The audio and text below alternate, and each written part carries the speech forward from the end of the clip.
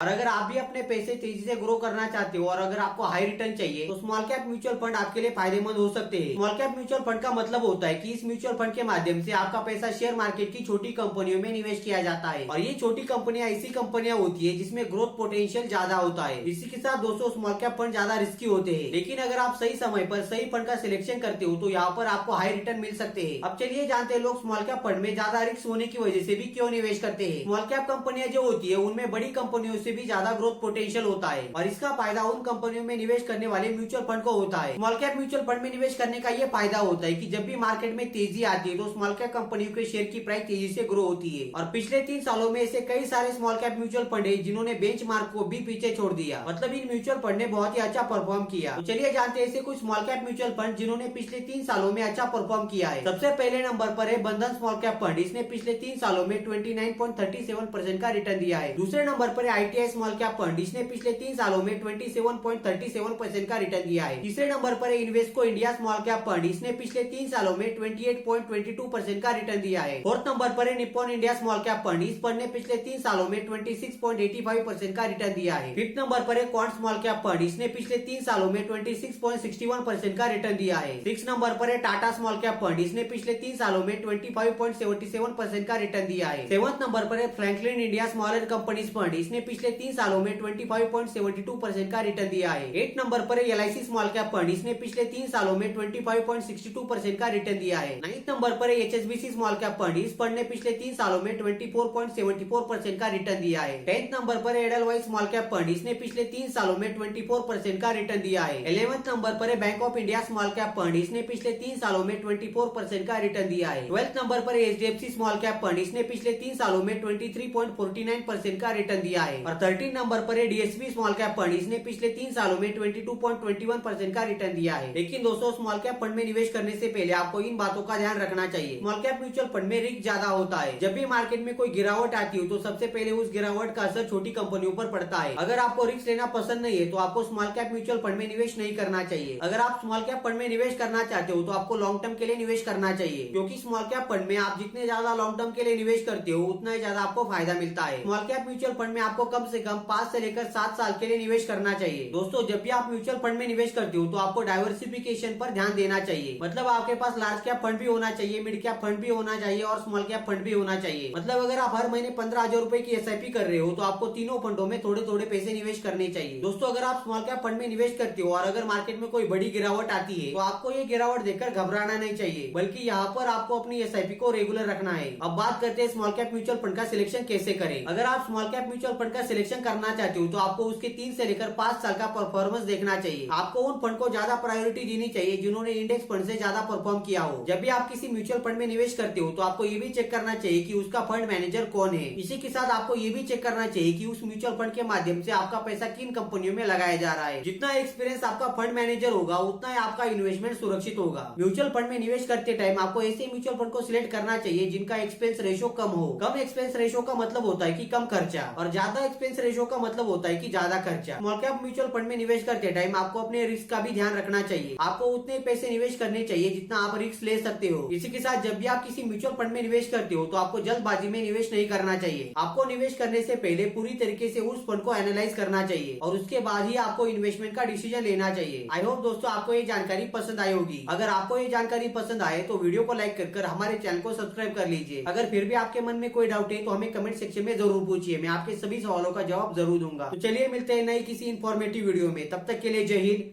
Vande Mataram.